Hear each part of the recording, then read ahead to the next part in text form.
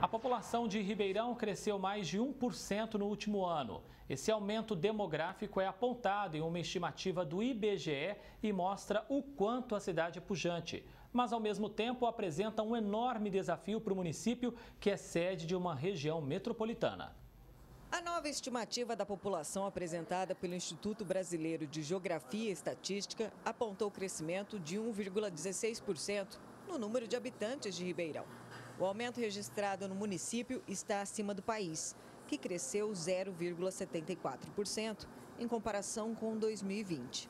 Esse avanço demográfico já mexe com o mercado de imóveis. A gente já vê um crescimento grande no mercado novamente, né? Tanto na parte de vendas, que a gente tem várias matérias falando do crescimento de vendas, né? No último trimestre, se não me engano, foi em torno de 40%. O crescimento das vendas de imóveis.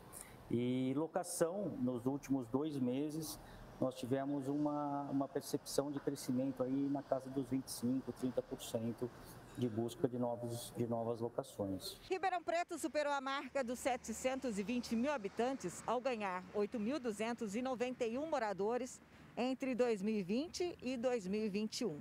Com isso, a cidade concentra 26%. Ou seja, mais de 1/4 de todo o contingente populacional da região metropolitana. Formado por 34 cidades, esse aglomerado de municípios soma 1.755.000 moradores.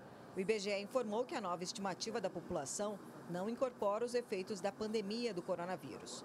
Entretanto, para o prefeito Duarte Nogueira, as projeções do Instituto mostram o quanto a cidade é pujante. Então, a cidade tem um bom aeroporto, tem uma boa localização geográfica, é servido por estradas muito boas, duplicadas, triplicadas, né, terceiras faixas, e recebe uma boa infraestrutura. Então, eu acredito que esse é o grande atrativo. Além do que, dentre as 645 cidades do estado de São Paulo, é a 4ª em termos de potencial de consumo, ficando acima de cidades mais populosas que Ribeirão Preto, como São Bernardo do Campo, como a cidade de Santo André e a cidade de São José dos Campos. Só estamos atrás da capital São Paulo, Guarulhos e Campinas. Esse economista concorda que a cidade atrai moradores por ser referência e polo prestador de serviços. Monforte tem avaliado pesquisas de consumo e notou que as pessoas, talvez por conta da pandemia, têm procurado estar perto de onde há qualidade de vida e acesso facilitado à assistência médica. Mas alerta que é preciso investimentos para continuar se desenvolvendo nesses setores de forma sustentável. É fundamental continuar tendo segurança na saúde, investindo nas condições de saúde, de vida positivas aqui, para que a cidade continue esse crescimento.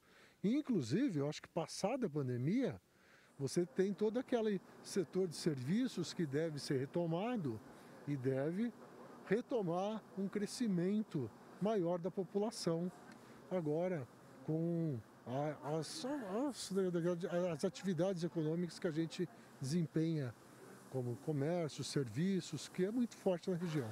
Esse advogado também acredita que o crescimento demográfico é benéfico para o município. Porém, Roberto Guimarães destaca que a gestão municipal tem uma série de desafios para melhorar as condições de vida da população.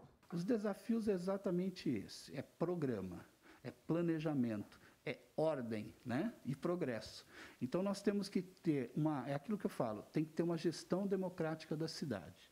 Tem que garantir a participação da população nessas discussões urbanísticas para atender os anseios de todos e não de alguns, em primeiro lugar. E Ribeirão Preto, ela é receptora de todas as cidades da região metropolitana.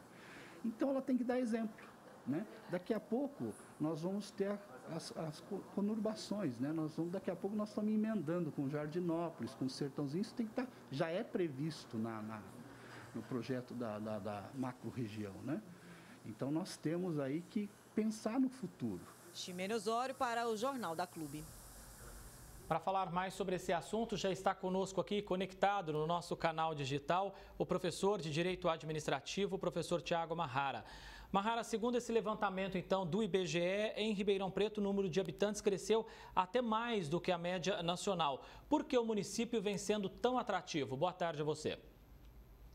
Boa tarde a todos.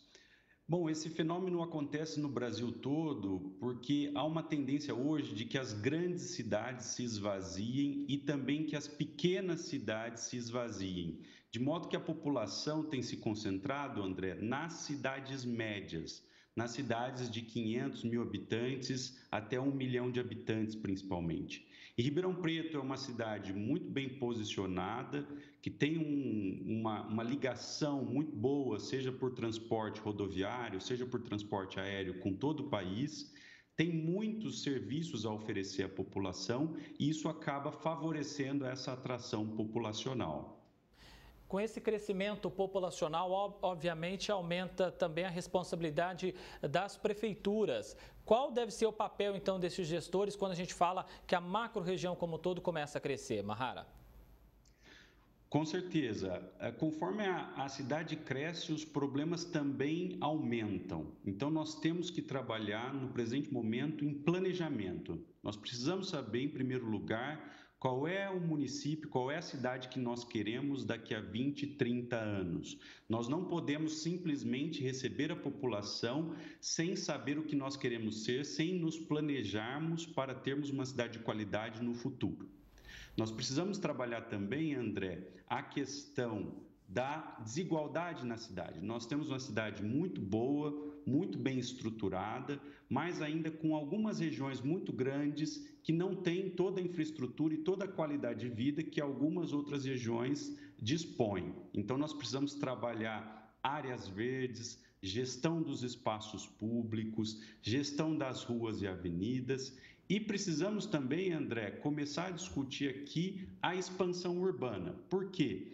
Ribeirão Preto hoje é uma cidade bem estruturada, mas já tem algumas favelas, já tem áreas de habitação muito precárias e nós precisamos, portanto, pensar numa expansão urbana que seja feita de maneira racional, de modo a evitar, em primeiro lugar, que nós temos custos muito grandes com um alargamento da cidade, que não seja planejado, e também de modo a evitar que nós tenhamos essas áreas muito precárias que são as favelas, que são ocupações irregulares.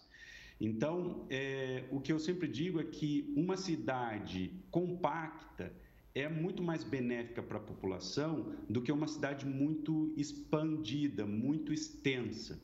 Porque conforme nós estendemos muito o tecido urbano, conforme nós criamos muitos bairros e muitas áreas novas, isso vai gerar todo um custo de manutenção da cidade para os munícipes. Então, nós temos que nos planejar, nós temos que trabalhar a habitação, trabalhar a criação dessas novas áreas com cuidado, para evitar favelização, para evitar aumento de violência e para evitar muita desigualdade, porque nós sabemos que o excesso de desigualdade pode gerar inúmeros problemas urbanísticos. Tiago Mahara, professor de Direito Administrativo, muitíssimo obrigado pela sua presença, a sua participação ao vivo aqui no Jornal conosco. Obrigado, boa tarde. Boa tarde, até mais.